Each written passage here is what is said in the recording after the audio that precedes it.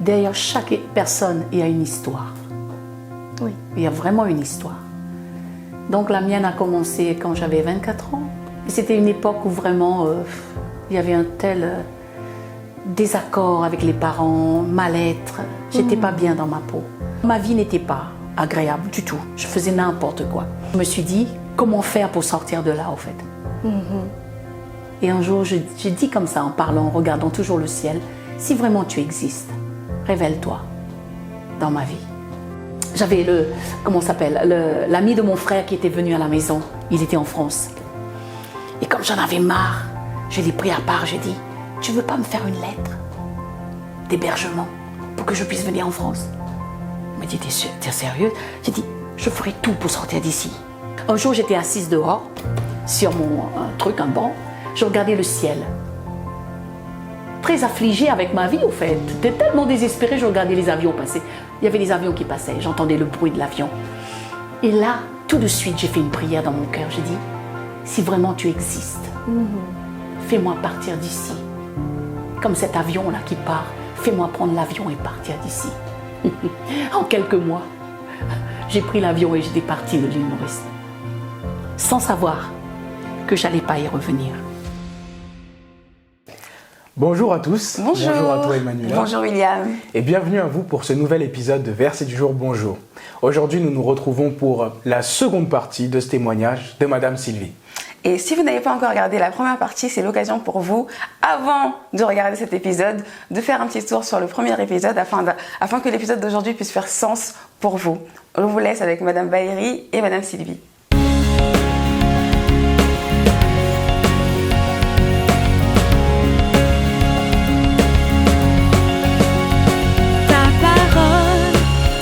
Une lumière sur mon sentier, verset du jour, bonjour.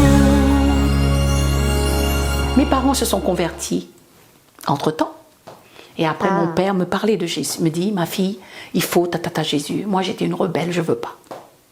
Après, ça m'intéresse pas. Après. Mais je me souviens de ce jour, vraiment, où le facteur est arrivé à la maison. Il a sonné à la porte. Je reçois une lettre de mon frère. J'allais faire la vaisselle à côté d'évier. J'avais mis mon, le tablier pour faire la vaisselle. Et j'ai dit, je vais lire sa lettre quand même. Et j'ai ouvert la lettre à côté d'évier. Et quand j'ai commencé à lire cette lettre, qui me parlait de Jésus et tout, j'ai senti une présence venir sur moi. C'était quelque chose d'extraordinaire. Dieu est venu, vraiment.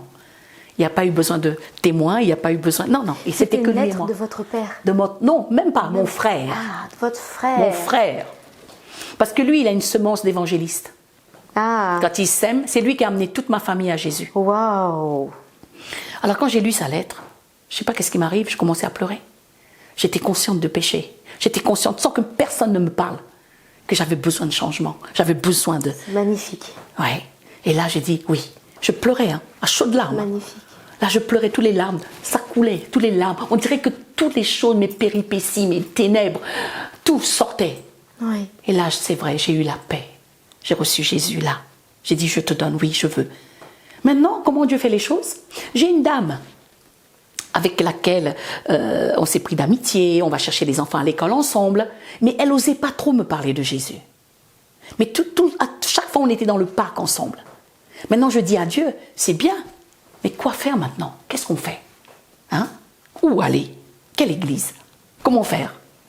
Moi, je ne sais pas où trouver une église. Et, comme par hasard, cette voisine, un jour, elle a commencé à se libérer un peu. Elle n'osait pas avant. Mais là, elle me dit, ça te dit d'aller à l'église, là où je suis? Il y a une église à Livry-Gargan, une église évangélique, ça te dit? Je dis, pourquoi pas? Moi, je veux bien, parce que tout ce que je voulais, c'était Dieu. Alors, elle m'amène à l'église, à Livry-Gargan, traditionnelle, où il faut attacher le voile. Il y a le voile sur les Mais c'est pas cheveux. grave, du moment que c'est un avant-goût. Voilà. Et entre-temps, mon mari, pareil, un jour, il m'accompagne. On va à l'église ensemble, évangélique. Et lui aussi, il a été touché dans son cœur. Il donne sa vie à Jésus. Mais la chose, c'est que il y avait quelque chose qui n'allait pas, qui collait pas. Je me sentais pas à l'aise, je me sentais bridée au fait. comme si quelque chose me retient. Je ne suis pas libre. C'est comme une cocotte minute qui bouillonne à l'intérieur de moi et que on est bridé au fait. Et entre-temps, mon mari devait partir au pays pour aller voir sa mère, un truc comme ça. Comme il est fils unique, donc il doit s'occuper de ses parents. Et il a eu, comment dire ça, l'opportunité d'avoir des réunions avec ma famille à moi. Et quand il a vu la liberté qu'ils avaient dans le Saint-Esprit, Waouh. quand il est revenu, il a comparé, me dit, je suppose. oui, il a comparé. Ouais. Il me fait, moi je pars. Toi tu restes ici là, c'est mort. Moi je pars. Moi je voulais pas le suivre parce que la Bible dit ne quitte pas l'assemblée comme ça. Moi j'étais un peu, qu'est-ce que le pasteur va penser, tu vois? Il m'a fait, moi je pars. Alors une femme suit son mari. Moi aussi je suis partie. Et à partir de là, on a commencé à chercher. On a fait d'église en église en église. Samedi, on cherchait des églises. Dimanche, on cherchait des églises. À un moment donné, c'était la louange. On est pris par la louange, on pleure et tout. Mais quand il s'agit de la parole, il n'y a rien. En fait, il n'y a rien qui nous remue nos entrailles. Comme s'il y a plus. Mais où trouver ce plus? Ce même frère qui m'a écrit la lettre, il était en vacances en France. Il est venu en vacances. Et c'est lui, par un prospectus, je ne sais pas d'où il a eu ça. On dit, nous étions à la porte de la chapelle à l'époque. Les prospectus sont importants. Hein. Il a eu un prospectus, il m'a fait. Ah oui. Et si on allait là? Et si on allait ici? On va y aller, on va y aller. Porte de la chapelle. Oui, porte de la chapelle. Ouais. Et quand je suis arrivée, j'ai dit, c'est qui le pasteur? Où est le pasteur? On me dit, c'est lui là-bas. Le tout maigre là? Le tout jeune là-bas? Parce que pour moi, un pasteur, c'est assez vieux, assez... Tu vois, dans l'âge mûr. Pour beaucoup, Madame Sylvie, pour beaucoup. Hein? Je dis, mais ça ne peut pas être un pasteur. Mais quand il a commencé à prêcher, en fait, même la musique me dérangeait un peu au départ. Je dis, mais c'est quoi ces gens qui crient comme ça? C'est fort ici. Parce que moi, je viens d'une église traditionnelle. N'oubliez pas. Oui. Mais quand cet homme a prêché, c'est drôle de dire ça, mais j'ai senti une connexion sortir de lui vers moi, comme une décharge électrique dans mon corps, à ce point-là fort. Je dis amen. À ce point-là fort. Vraiment. Et je savais que c'était lui, mon berger. Et c'est là notre place. Et même mon frère a confirmé. Il m'a dit, ma sœur, tu as trouvé ton église. Ne sors pas de là. J'ai un frère à Maurice. Hein. Son cœur est un charisme. Hein. Il attend qu'un jour qu'on puisse avoir un charisme au pays. Vous pouvez lui faire un coucou et lui dire hein, que vous... Coucou Jean-Claire. C'est moi, ta sœur. Alors, ça va? Il suffira juste de lui envoyer. C'est grâce à toi, tu sais, que j'ai donné ma vie à Christ. Hein. Merci. Hein. Oui, merci beaucoup. Merci. On a le fruit aujourd'hui. Ah oui, c'est vrai, c'est grâce à toi, hein, vraiment, c'est grâce à lui. Hein. Ouais. Gloire à Dieu. Donc, charisme. Oui. Et à partir de là, je suis une femme au foyer. Il y a des choses qui commencent à bouillonner à l'intérieur de moi. Comme si je vois l'avenir. Voilà. Il y a quelque chose pour moi. Et c'est là où je voulais en venir, ministre. C'est que, voilà, femme au foyer, oui. Femme au foyer. Oui. Jésus entre dans votre vie. Oui. Et là, alors qu'est-ce qui se passe pour... Qu'est-ce qui se passe? On plonge dans le truc. On plonge parce que moi, j'étais tellement heureuse. Mon salut a été pour moi la chose la plus précieuse. Alléluia. Et je voulais tellement faire des choses. Mais je ne savais pas que derrière mon côté timide, réservé, il y avait une autre personnalité. Et c'est pourquoi il faut permettre à Dieu de peaufiner qui vous êtes. Ne vous arrêtez pas à qui vous êtes, peu m'importe, je parle à des femmes. Arrêtez de vous voir comme vous êtes nuls, vous n'êtes pas capable. J'ai fait le ménage, d'accord? J'ai pas le bac. Si on m'avait dit à l'époque que j'allais être tout ce que je suis aujourd'hui, je vous assure, je suis beaucoup. Je porte beaucoup de bagages. Oui. Mais ça ne m'empêche pas d'être maman. Ça ne m'empêche pas d'être femme au foyer. Mon mari n'en souffre pas. Mes enfants n'ont pas souffert. Quoique, ils n'aimaient pas trop Madame Sylvie parce que les gens m'accaparaient trop. Parce qu'on ne vit pas que pour notre famille. Oui. Il y a trop de gens. Ils n'aimaient pas parce qu'il y avait pour eux, c'était de la concurrence. C'est ma mère, laisse ma mère. C'est ma maman, laisse ma maman. Mais on devient la maman de tous. C'est comme ça que Jésus fait les choses. Donc, j'ai tout fait, ménage. Mais aujourd'hui, je suis dans un bureau. C'est là que je dis, mais Seigneur, tu as beaucoup d'humour. Tu ne t'arrêtes pas sur une personne. Ne vous arrêtez pas. Laissez Dieu vous prendre là où vous êtes. Sortez un peu du chemin. Laissez-le vous prendre tel que vous êtes, avec le cœur C'est le cœur qui est important. Et laissez-vous emporter par le vent. Allez, surfez. Parce que si moi, il l'a fait avec moi, pourquoi il ne le ferait pas avec vous? Qu'est-ce que j'ai que plus que les autres? Il y a des gens qui ont des bacs plus 5. Qu'est-ce que moi je dirais? Est-ce que Dieu attend que j'ai un bac plus 5 pour m'utiliser? Pour que je prêche? Non. Et quand je suis arrivée à l'église, moi j'ai cherché à faire le ménage. J'ai jamais voulu de toutes ces responsabilités. C'est malgré moi, c'est tombé sur moi. Dieu cherche des vases. C'est tout. Quand on se vide de nous-mêmes, on fait de la place à Dieu. Parce que Dieu ne peut pas utiliser quelqu'un qui est rempli de soi-même. Moi, je dis toujours, la vie n'est pas, peu m'importe qui m'écoute, écoutez bien ce que je vous dis. La vie ne sera jamais une fatalité. Peu m'importe d'où tu viens. Tu dis, waouh, moi, mon père était imam, ma maman. Il y a tout. Derrière chaque personne, il y a une histoire. D'autres plus compliquées que d'autres. Mais il y a un verset qui me revient toujours à l'esprit. Si quelqu'un, tu m'entends, est en Christ, peu m'importe d'où il vient, du bled, si quelqu'un, du moment que c'est quelqu'un, il est en Christ, ok? Il est une nouvelle création. Les choses anciennes de sa vie sont passées. Les choses anciennes de ma vie, la femme fatale, est passée. Et toutes choses, toutes sortes d'amertume, toutes sortes de... Oh, Dieu sait que j'avais de l'amertume. Comment on peut me faire ça à moi, à 3 mois du mariage? Comment est-ce que le premier garçon que j'ai aimé, mon Dieu, me fasse ça? Comment? Toutes ces blessures. Et comment mes parents veulent m'obliger à me marier avec quelqu'un que je n'aime pas? Comment on peut m'affliger? Comment? Pourquoi les autres sont heureux et pas moi? Qu'est-ce qu'il y a, ce vide à l'intérieur de moi? Qui va combler ça, mon Dieu? Alors si quelqu'un est en Christ, il n'y a plus de fatalité. Les choses anciennes sont passées. Voici, toutes choses, toutes sont devenues nouvelles. Nouvel élan, nouvelle saison. Tout est nouveau en Christ. Donc, arrêtons. En fait, il faut s'arrêter de dire, qu'est-ce que moi je peux faire? Je suis une maman avec 5 enfants. Pardon? Tu crois que tu ne peux rien faire pour Christ? Franchement, tu plaisantes? Et moi, je ne sais même pas. Ta vie n'est pas une fatalité. Du moment que laisse Jésus venir et prendre ce que toi tu crois pas que... Voilà. C'est ça. Et tout à l'heure, je disais à une jeune fille, parce que cette jeune fille, quand je l'ai connue, elle était anorexique, elle ne mangeait pas. Parce qu'elle avait un problème de rejet avec ses parents. Elle n'était pas aimée de sa famille. Et elle en souffrait. Elle ne mangeait pas. Elle devenait toute maigre. Et là, je l'ai revue, je dis, je suis contente de te voir. Et la première chose, je lui ai dit, prends soin de toi, d'accord? Regarde-toi avec les yeux de Dieu et arrête de te faire souffrir pour rien, quoi. En Christ, tu es une nouvelle création. Tu as la capacité de faire des nouvelles choses. Pourquoi on veut... En fait, ce qu'on ne comprend pas, c'est que Dieu prend une personne. Alors, arrêtons de regarder comment on dit ça? En anglais, on dit background. Comment on dit ça en français? Le passé. Au travers de toi, Dieu veut susciter une nouvelle génération de croyants. Alors, il commence toujours par une personne. Et Dieu ne regarde pas d'où tu viens. On peut t'avoir ramassé dans la rue, t'es une poubelle, t'es une prostituée. Pour Dieu, c'est quoi ça?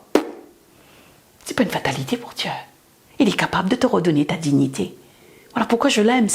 Voilà pourquoi j'aime Dieu. Il est le seul capable de prendre quelqu'un dans le caca. Il sent mauvais. Mais il te dit, viens, ça ne m'arrête pas le caca. Viens là. Exactement. Viens. Je t'aime d'un amour éternel. J'ai donné ma vie pour toi. Le caca ne m'arrête pas. Quelqu'un peut louer le Seigneur dans un égout, mais la présence de Dieu va venir. Dieu ne s'arrête pas au caca. Nous, on s'arrête. On est limité. Un être humain est limité. Mais Dieu ne se limite pas dans son grand amour à sauver les hommes et les femmes. Donc, il y a l'espoir. Oui. Alors comment je peux concilier tout ça? C'est simple. Ma priorité, c'est Dieu. Je lui donne la première place. Et les autres choses, il le comble pour moi. Ma priorité aujourd'hui est de venir à Chartres. J'aurais bien aimé rentrer chez moi après déjà un culte. c'est mon deuxième. Et je suis encore là. Donc pour moi, c'est ma vie. Christ, ma vie. Espérance de gloire. On ne peut pas avoir un pied dans le monde. Non, non, non. Ma vie, c'est Christ. Moi, je ne peux pas vivre sans Christ. En fait, moi, je peux dire que vraiment, mon salut a été radical. Vous savez comment j'ai été baptisée du Saint-Esprit? Mon mari a voulu être baptisé du Saint-Esprit. Il a attendu 8 mois. Parce que dans l'église traditionnelle, là, on ne faisait rien pour nous aider. Quand on m'a baptisée, on ne m'a pas dit qu'il ne fallait pas fumer. Je n'avais pas des cours de fondement, moi. Oui. Je fumais encore quand je suis partie à l'église traditionnelle. Je vous dis, c'est la chose la plus... J'ai lutté avec Dieu à cause de la cigarette. Pardonner, c'est facile pour moi. Tout a été facile. Les péchés, oh, facile. Mais la cigarette... Comprenez? Donc, Seigneur, j'ai plaidé ma cause devant Dieu, s'il te plaît. En quoi c'est mauvais la cigarette, hein? Mais on ne m'a pas dit qu'il ne fallait pas fumer. Alors j'ai pris mon baptême. Mais aussitôt au baptême, je suis rentrée chez moi. Moi et mon mari, on a pris notre paquet de cigarettes. Est-ce que Dieu m'en voudra? Non, c'est l'ignorance. C'est l'ignorance. Tu ne peux pas m'en vouloir. Alors si vous avez les cours de fondement aujourd'hui, si vous avez une maison à Chartres, vous avez tous les cours, vous êtes bénis. Oui. Parce que on n'a pas eu tout ça. Moi, j'ai rien eu. Vous savez, j'étais en train de parler avec mon mari, dans un dialogue comme ça. Et puis tout d'un coup, de la même manière qu'il est venu pour le salut, il est venu encore. Et du coup, je commençais à Mon mari me fait, mais qu'est-ce qui t'arrive? Je dis, je sais pas qu'est-ce qui m'arrive. Il m'a fait, mais non, tu commences à parler en langue.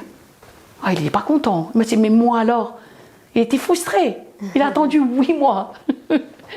Mais moi, ça a toujours été radical dans ma vie. Donc quand je veux quelque chose de Dieu, je dis, soit tu me baptises du Saint-Esprit, soit je invente une langue. Et je t'assure, je vais le parler, cette langue, tant que tu ne me baptises pas du Saint-Esprit. Ah, ça, c'est ministre Sylvie. Ça, c'est moi. Je suis radicale. Ah non, avec Dieu, je suis radicale. Dieu me connaît, Dieu sait qui je suis. Chacun a sa personnalité devant Dieu. Mais moi, je suis radicale. C'est comme ça. Je suis comme ça. Ouais, c'est moi. Donc, oui. Si Dieu dit, je ne contesterai jamais. Oui. Jamais. C'est pour ça, moi, je dis, vous savez, la vie, je répète encore, peu m'importe qui vous êtes. On vous a maltraité. Votre vie a été une atroce, galère, peu m'importe. Si quelqu'un est en Christ, il est une nouvelle création. Dieu n'a pas inventé la chose. Les choses anciennes. Souvent, les gens viennent pleurer avec moi. J'ai dit, je ne vous comprends pas. Pourquoi vous pleurez sur votre passé? C'est une terre brûlée. Sortez de là. Pourquoi vous... J'ai dit, il faut faire quelque chose avec votre âme. Parce que l'âme a tendance à s'attacher à des souvenirs. Mon Dieu, libère-toi et sois libre, quoi, en Jésus. Et puis, les gens ne me comprennent pas. Mais moi, je suis radicale. J'arrive pas à comprendre les gens qui sont enfermés dans un cercle avec leur âme, toujours à lutter, à pleurer. Mais Jésus est là, pourquoi tu pleures, quoi? Avant, sans Jésus, je pleure, oui. Il n'y a pas de porte de sortie. Mais là, il me tend la main, il me dit, je te sors des grandes eaux. Je suis pour toi. Je t'aime d'un amour éternel. Rien ne pourra me séparer de toi. Ni la mort, ni la vie. Attends. Quand tu as le miroir de la parole, quand tu as le miroir qui reflète ta vie. Et juste pour terminer, ministre Sylvie, je voulais quand même rajouter que vous vous occupez de beaucoup de choses à l'Église. Dieu vous a vraiment rempli pour une mission. Oui. Donc je sais que vous avez une très très grande région de GF. Oui. À prendre exemple dessus. Vraiment, vraiment. Vous enseignez aussi à l'école biblique. Oui. J'ai été élève à l'école biblique. J'ai reçu l'enseignement. J'enseigne aussi les couples. Je prépare les couples au mariage. Oui. J'ai mon département qui s'occupe de tous les bébés de l'église. Cours de formation, baptême, Sainte Seine, réseau d'MD, je travaille à l'église. Voilà. Comment je fais tout ça? Mais c'est simple. J'aime ce que je fais. Quand on aime. Waouh, gloire à Dieu. J'aime. Gloire à C'est Dieu. mon bonheur, quoi. Quand on aime. Si j'aimais pas, j'aime. Oui, et j'aime dire ça parce que je voudrais quand même aussi, j'appuie dessus, mais je voudrais vraiment que vous compreniez que Dieu peut utiliser qui il veut. Exactement. Une personne qui lui a ouvert son cœur, qui a dit oui, Oui, c'est ça. sincèrement, Il n'y a avec pas un de cœur limite. sincère, comme l'a fait Madame Sylvie. Oui, il n'y a pas de voilà, limite. il n'y a pas de limite. Non. Et c'est ce témoignage-là que je voudrais que vous puissiez retenir. Oh oui. Parce qu'on entend, voilà, on a entendu le verset. En Christ, nous sommes une nouvelle création. Toutes Les choses choses sont devenues nouvelles. anciennes. Et là, vous avez le témoignage vivant. Ma de ce vie que Dieu est capable de ancienne faire. est passée. Je m'en souviens plus. Je ne pleure plus. C'est finito. Parce que la nouvelle vie que Jésus m'a donnée m'absorbe tellement, me consume tellement que je n'ai pas le temps d'aller là-bas. Gloire J'ai trop à de Dieu. choses à faire dans cette nouvelle vie en Christ. Alors, réjouissez-vous dans cette nouvelle vie en Christ. Merci beaucoup, ministre Sylvie. Alléluia. C'était un grand plaisir.